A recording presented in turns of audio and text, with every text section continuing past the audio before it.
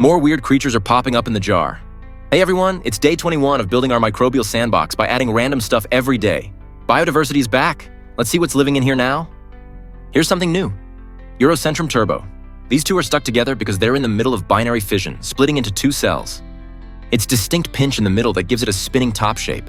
You'll notice it rotates as it swims, constantly drawing in particles and bacteria through its oral groove. This crescent-shaped one is Clostridium, a photosynthetic algae. Our old friend, the nematode, this one's super active, almost like it's dancing. Here's a rotifer, another multicellular microbe. It munches on smaller particles and microbes. Time to feed the ecosystem. A mushroom, may see many hyphae tomorrow. My saliva? Yeah, gross. Some wax for my candle. A candy? Hope the microbes enjoy the sugar rush. Also some milk. Pork meat? Maybe we'll see parasites? Subscribe and comment to join the experiments. What should I add next? See you tomorrow? Looks like some tiny creatures have laid eggs in the jar.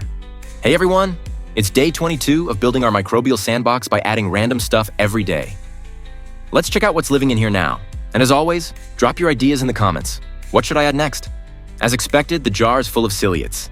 It's super turbid, which means there's plenty of nutrients and they're multiplying like crazy. We've got Vorticella again. This bell-shaped ciliate anchors itself to surfaces and gently waves around to feed. This big guy is a rotifer, but it's a weird one I've never seen before. Looks like it has thorns on its body. Just like other rotifers, it's sucking in water and filtering out microorganisms for food. And here are some mysterious eggs. Not sure what they belong to, but maybe something cool will hatch soon. This boomerang-shaped one is a diatom, an algae that lives in both fresh and salt water. Diatoms are actually a major source of oxygen for the planet. Time to feed the sandbox. Soda powder, just a little sprinkle. Honey, I'm actually curious what it looks like under the microscope. And yes, poop, you really thought I wouldn't, huh? See you tomorrow? I put my kid back into the microbial sandbox again. Hey everyone, it's day 23 of growing our microbial sandbox by adding random stuff every day. Let's see what's crawling around in there now. And as always, drop your weird, wild suggestions in the comments. What should I add next? As usual, hyphae and yeast cells are everywhere. Fungi love decomposing organic matter. It's basically a buffet for them. Check out this fast-moving worm. It's called stenostomum, a type of flatworm. Its body is covered in cilia to help it swim. It has a digestive system, but no anus. So yeah, it poops out of its mouth. Not much else going on today, just a few lonely ciliates floating around. A lot of you keep asking me to add sperm, so I did. Again, let's take a look. Just like last time, it died almost instantly. Clearly, the sandbox is a hostile place for sperm. Today, I also added a coin. Yes, I'm literally throwing money into this experiment. Also added dust from my vacuum cleaner. Maybe we'll see a dust mite tomorrow? See you then. It is the first time I see so many Vorticella. Hey everyone, it's day 24 of growing our microbial sandbox by adding random stuff every day. Let's check out what's crawling around today. And as always, drop your weirdest suggestions in the comments. What should I add next? A lot of organic debris is now covered with Vorticella, a bell-shaped ciliate that anchors itself to surfaces. They create water currents by beating their cilia, pulling in tiny particles and microorganisms to feed on. These ciliates are thriving again. There are thousands of them swimming in every direction. Look closely, that's an amoeba. It's pretty small. I had to zoom in 600 times just to spot it clearly. All right, let's feed the sandbox. First up, a dead cricket. Let's see what kind of weird microbes show up from this. Next, a swab from the bottom of a shoe.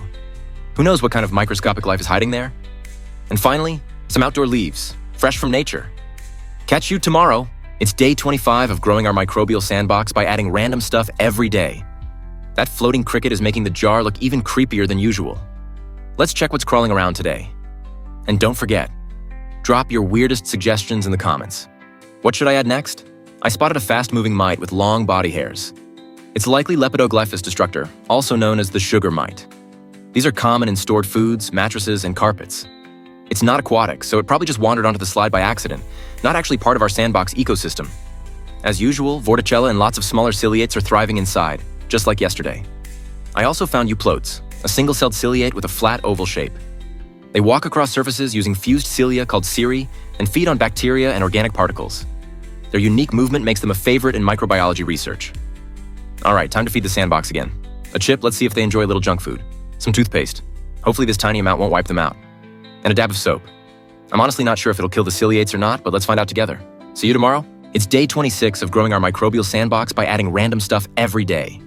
Yesterday, I added soap and toothpaste. And now the whole sandbox looks milky. Let's see how everything's doing. Surprisingly, there are still plenty of microorganisms swimming around. I expected the antiseptic agents in soap to wipe out most of them, but I only added a tiny amount, so maybe it was too diluted to be fully effective. That said, there's been a major population shift. The Vorticella are completely gone. Now I only see round and oval-shaped ciliates. It's possible the soap and toothpaste acted as selective agents, eliminating sensitive species like Vorticella, while resistant ones survived and thrived. Still, even the surviving ciliates seem a bit sluggish. Maybe the soap and toothpaste are inhibiting them just enough to slow them down. Let's add more stuff. Tree bark. I can see there were even tiny insects crawling on it. Earwax. And yes, I promise it's clean. Ketchup. Finally, the sandbox is turning my favorite color. See you tomorrow? It's day 27 of growing our microbial sandbox by adding random stuff every day. Everyone's welcome to join the experiment. Just leave a comment and tell me what I should add next. I can't believe it. After just one day, most of the microorganisms are gone. I couldn't spot a single protozoan like ciliates anywhere. There are still some bacteria swimming around, but their numbers have dropped drastically. A few yeast cells survived, and I also found some microscopic eggs and cysts. They probably won't hatch unless the environment improves. I guess the soap was just too much for them to handle over time. To help the sandbox recover, I think I need to dilute it. And today, I'll go easy, just adding a piece of moldy bread. Let's see how things look tomorrow. Day 28 of growing our microbial sandbox by adding random stuff and observing it under the microscope every day. First of all, thank you so much for your support. We just hit 1,000 subscribers today. Your encouragement is what keeps me motivated to do this every single day. Now let's take a look at what's happening in the sandbox. It's still pretty quiet in there. I only spotted some bacteria and yeast cells. Ciliates are rare right now. I think the ecosystem just needs more time to bounce back. Today, I'm trying something new. I want to see if there are any multi-drug resistant bacteria in the sandbox. I used a test kit that detects the CTXM enzyme. This enzyme is produced by ESBL-producing Enterobacterales, which are a type of antibiotic-resistant bacteria. I mixed the lysis buffer with some sandbox material and added it to the test cassette. Similar to how a pregnancy test works, one line means the result is negative. To help revive the ecosystem, I diluted the sandbox again. Algae water, though I'm not sure what type of algae it is. A banana peel to provide some sugar. Used dental floss, which introduces microbes from my mouth. Let's see what happens tomorrow. Day 29 of growing our microbial sandbox by adding random stuff and observing it under the microscope every day. I know many of you have suggested specific items to add. Thank you for all the great ideas. I promise I'll get to them one by one. Feel free to remind me if I haven't added yours yet. Let's check in on the sandbox. Some small ciliates have started to appear again. It looks like the ecosystem is slowly reviving. These ciliates are anchored to organic matter, but they're much smaller than Vorticella. I'm not exactly sure what species they are yet. One of you asked me to check out brine shrimp, so I got my hands on some.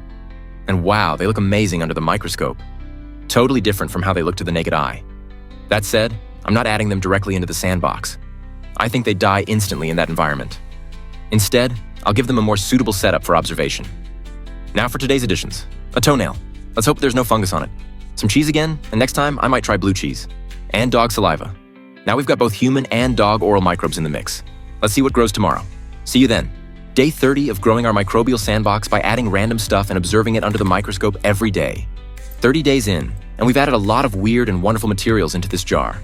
Let's check in on the sandbox and see what's alive today. First up, I found a cosmarium, a type of green algae commonly found in freshwater. Beautiful and symmetrical. Then, this little creature. It's a Nauplius, the larval stage of a copepod. Copepods are tiny crustaceans and one of the most abundant animals in both fresh and saltwater. They play a huge role in aquatic food chains.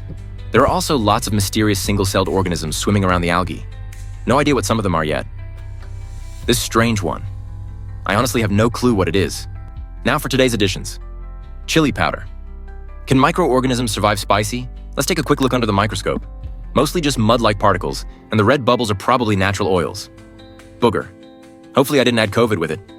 Chocolate ice cream. Every spicy meal needs a dessert, right? Let's see what grows tomorrow. See you then.